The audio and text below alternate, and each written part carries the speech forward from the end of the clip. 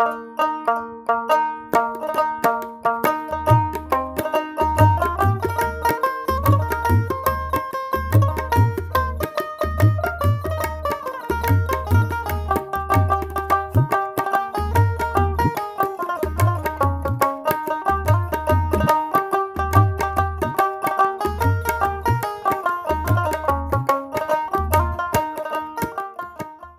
মুহূর্তে রয়েছি একটি কৃষি খামারে, যেখানে সকল ধরনের শাক সবজি হয়ে থাকে। আমরা আপনাদেরকে একটু ঘুরে ঘুরে দেখাতে চাই।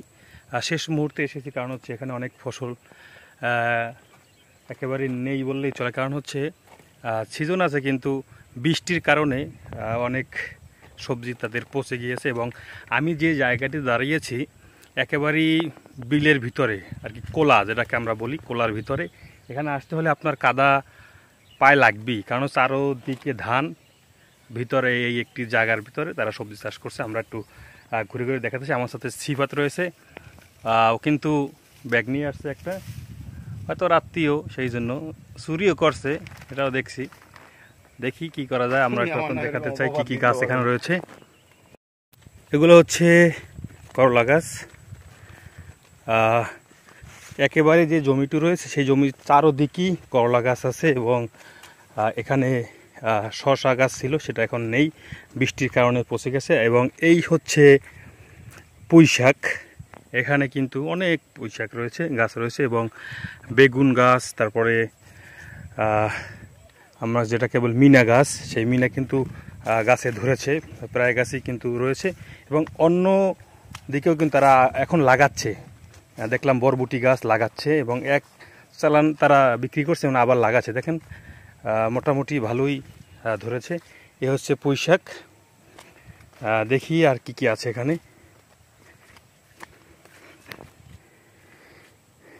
এদিকে দেখতে পাচ্ছি সারি সারি সব বেগুন গাছ।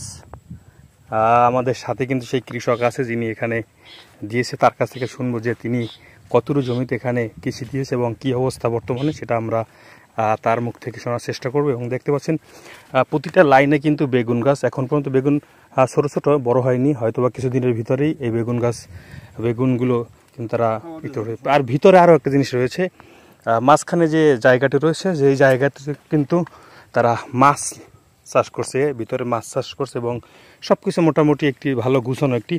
আমরা তার সাথে একটু কথা বলতে চাই। এখানে আপনার কতটুকু জমিতে আপনি এবছর এই কৃষি দিয়েছেন?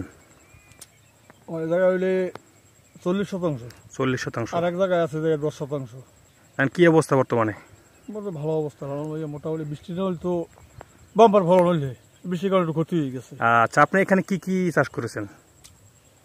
প্রথম চাষ করছিলাম দিয়া করল্লা, শসা, বটবডি, তারপরে দিয়া করল্লা বডি, ওই পুঁই শাকটা তো আছে এখন। হ্যাঁ, তাহলে ওইটা যাওয়ার পর, ওইটা শেষে যাওয়ার পর এখন সিম লাগাইছি, বটবডি, তারপরে বেগুন, লাউ, এখন এইগুলো চলতে আছে আর কি। এটা কি 12 মাসই কি আপনার এখানে কৃষি কাজ চলে? এখানে হয়তো ফাল্গুন মাস তো থাকবে। ফাল্গুনের পর চৈত্র, বৈশাখ, জ্যৈষ্ঠ, 2 মাস আগে রেস্ট থাকবে, বৈশাখ মাসে আবার শুরু হইবে। বাজার কেমন এখন করলা বা মিনার কেমন দাম পাচ্ছেন? হ্যাঁ, মিনার দাম মোটামুটি ভালো পাচ্ছি। মিনা করলা আমার গেল সপ্তাহে 40 টাকা করে কেজি দিচ্ছে।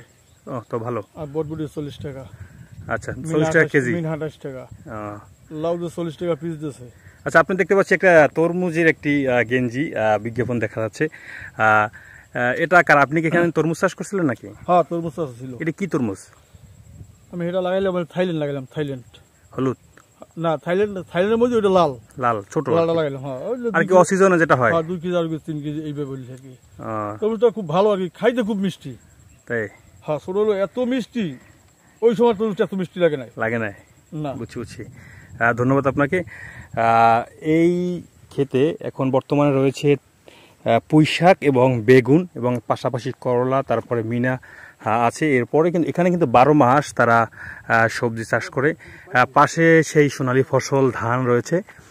সব মিলিয়ে মোটামুটি ভালো লাগছে। কারণ এখানে দেখতে পাচ্ছি আমার বন্ধু এখানে কিন্তু এসেছে, ওর কারণে এখানে আসা। এটা হচ্ছে বরগুনা 6 নং বুড়িচর ইউনিয়নে আমরা রয়েছি। দেখতে পাচ্ছি এখানে কিন্তু তারা কিন্তু এই গাছের ভিতরে কিন্তু অনেক করলা রয়েছে, কারণ হচ্ছে পাতার সাথে মিলে রয়েছে আমরা দেখতে পাচ্ছি। তিনি কিন্তু এখানে সবসময় পরিচর্যা করছেন। আমরা কিছু এখান থেকে সবজি নেব, করলা, তারপরে পুঁই শাক, লাউ শাক, এগুলো আমরা এখান থেকে নিব।